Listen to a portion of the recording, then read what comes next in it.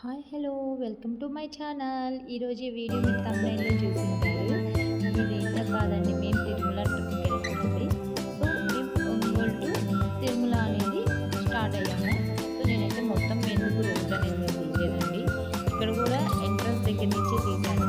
So ఇప్పుడు నేను చూపించాను కదా పెద్ద ఆర్చ్, అది మనం తిరుమలకి వెళ్ళాల్సిన మెయిన్ ఎంట్రన్స్ అండి. అంటే మనం కొండపైకి ఎక్కాల్సినది మెయిన్ ఆర్చ్. అక్కడి నుంచి కొంచెం ముందుకు వెళ్ళగానే ఇంకొక ఆర్చ్ అనేది వస్తుంది. సో అక్కడి నుంచి మనకు చెకింగ్ అనేది చేస్తారు. So each and every person and every లగేజ్ని మనం అక్కడ పెట్టేసి మన బాడీని, మన లగేజ్ని, అలాగే మన కార్ని మొత్తాన్ని చెకింగ్ అనేది చేస్తారండి. సో చూసారు కదా ఎన్ని వెహికల్స్ ఉన్నాయో. సో ఈ రూల్ని మాత్రం ఎవరు బ్రేక్ చేయడానికి ఉండదు. ఇట్లా మాకు టైం అయిపోతుంది మేము అలా అనేది అంటే ఏమీ ఉండదండి. సో ఎవరినైనా కానీ ఇక్కడ చెక్ చేసి పంపిస్తారు. ఎందుకు అంటే పైకి వెళ్ళాక ఎందుకు పెట్టారంటే ఒకసారి ఇక్కడ బాంబు అనేది లోపలికి ఏదో బాంబు వెళ్ళినప్పటి నుంచి ఇది పెట్టారంట. సో వాళ్ళు చెప్తున్నారు అక్కడ. సో ఇదన్నీ చూడండి ఎంత పెద్దగా ఉందో, ఎంత పెద్ద లైన్స్ ఉంటాయో. అంటే టోల్ గేట్ కన్నా ఓపిక్గా జనాలు ఇక్కడ నుంచి దిగి నడుచుకుంటా వెళ్ళి చెక్ చేయించుకొని సో అలా బయటకు వస్తారు.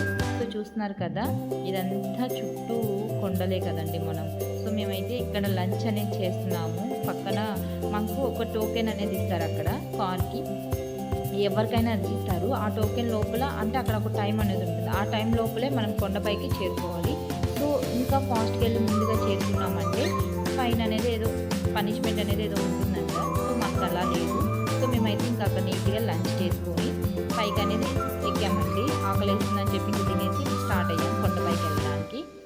సో చూస్తున్నారు కదా మనకు హాఫ్ అన్ అవర్ 40 minutes మనం కొండ ఎక్కడానికి టైం ఉంది. అంటే ఎందుకు ఇచ్చారంటే ఆ లిమిట్ ఎక్కువ ఫాస్ట్గా వెళ్ళకుండా ఉంటారని చెప్పి అలా పెడతారండి. సో ఎందుకంటే మొత్తం టర్నింగ్సే కదా, సో ఎక్కువ ఫాస్ట్ కూడా వెళ్ళకూడదు ఇక్కడ. సో ఇక్కడ ఏంటంటే తిరుమలకి శ్రీశైలంకి అయితే సింగిల్ రూట్ అని, పైకి వెళ్ళడానికి కిందకి రావడానికి శ్రీశైలంలో అయితే 1 way మాత్రమే ఉంటుంది. ఇక్కడ అలా కాదు కదా మనకి తిరుమలలో. పైకి వెళ్ళడానికి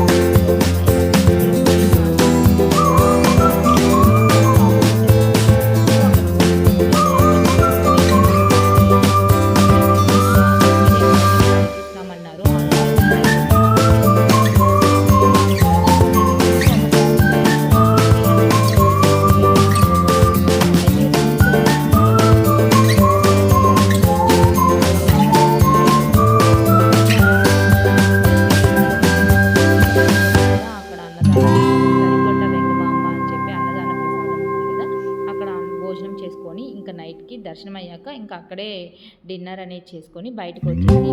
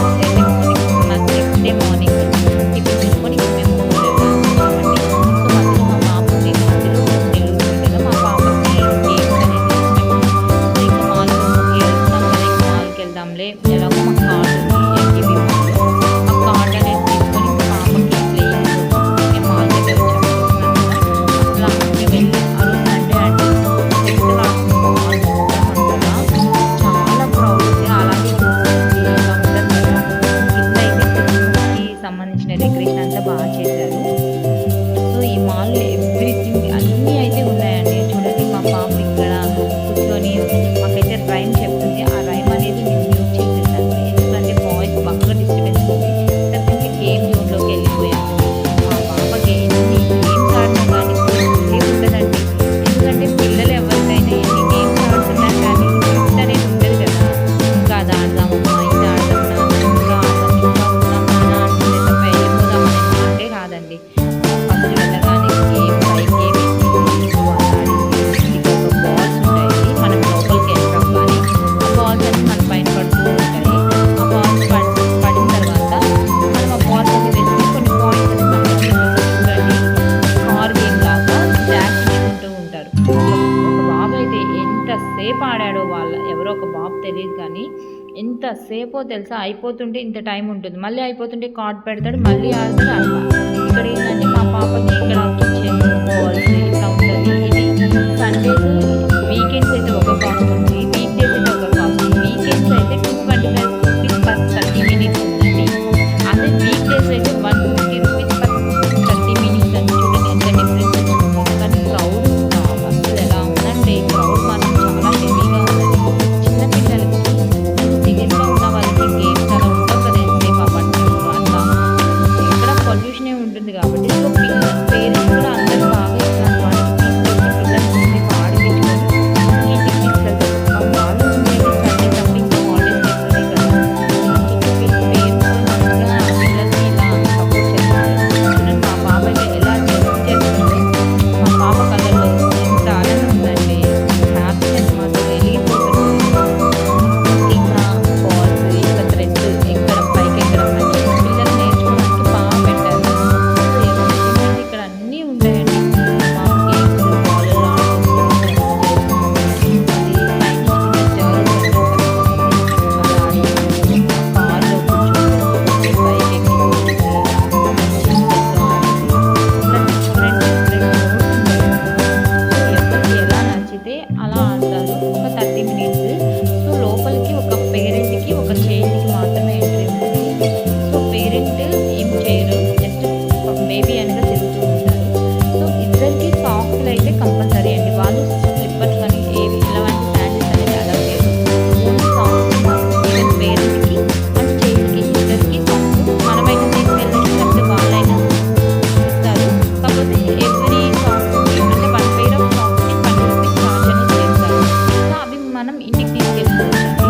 సో పిల్లలకి మాత్రం చాలా ఎంటర్టైన్మెంట్. పిల్లలని అనుకుంటాం కానీ అక్కడ ఆడడానికి పెద్ద పెద్ద వాళ్ళు కూడా ఉంటారండి. పెద్ద పెద్ద పిల్లలు, పెద్దవాళ్ళు అంటే పేరెంట్స్ కూడా ఆడుతుంటారు. అంటే బౌలింగ్ ఉంటుంది, బాల్స్ వేయడం ఉంటుంది. అలా డిఫరెంట్ డిఫరెంట్ గేమ్స్ ఉంటాయి. ఈచ్ అండ్ ఎవ్రీ పర్సన్ ఆడుకోవడానికి బాగుంటుంది. ఎందుకు ఇంకా మాల్లో సినిమాస్, థియేటర్స్ ఉంటాయి, ఫుడ్ ఉంటుంది, షాపింగ్ ఉంటుంది. సో ఒక మాల్కి వెళ్తే ఏంటంటే అన్నీ కవర్ చేయొచ్చు కదా. చుట్టూ తిరగకుండా ఉంటారు. ఎవ్రీథింగ్ అనేది దొరుకుతుంది కాబట్టి ఎక్కువ మాల్స్కి వెళ్తుంటారు. అసలు మెయిన్ బయటకు వెళ్ళాలి, కార్ ఎక్కడైనా పార్క్ చేసుకోవాలి, బైక్ పార్క్ చేసుకోవాలంటే అది మెయిన్ సమస్య అయిపోతుంది. ఎందుకంటే బయట రోడ్లు చాలా తక్కువ దొరుకుతుంది. బయట పెట్టరు, పార్కింగ్ అనేది ఉండట్లేదు. పార్కింగ్ పెట్టుకోవడానికి కష్టమైపోతుంది. చాలామంది ఎక్కువ మాల్స్కి ప్రిఫర్ చేస్తుంటారు. ఇది ఒక మెయిన్ అడ్వాంటేజ్ అయిపోతుంది. సో చూడండి మా పాప ఉయ్యాలో ఎక్కడానికి ఇటు డైరెక్ట్ ఎక్కచ్చు కదా, అలా ఎక్కకుండా పైనుంచి ఇట్లా ఎక్కువ నిలకడగా ఒక దగ్గర కూర్చొని ఆడుతుంది. అన్నీ టచ్ చేస్తుంది. మా పాప అయితే అన్నీ టచ్ చేస్తుంది. మా పాప మాత్రం బాగా ఎంజాయ్ చేస్తుంది. డిఫరెంట్ డిఫరెంట్ గేమ్స్ ఆడుతుంది. ఇలా చూసి ఎవరైనా దగ్గరలో అవైలబుల్ ఉంది నెల్లూరులో కానీ మన ఒంగోలులో ఏదైతే మా స్నేహితులు ఉన్నారో ఇలా ఒంగోలులో కూడా వన్ డే అనేది పెట్టారండి. ఇక్కడ విక్టోరియా మాల్లో కూడా ఇలానే పెట్టారు. బట్ ఇంత పెద్దది కాదు, పిల్లలకి జస్ట్ చిన్నదే ఉంటుంది.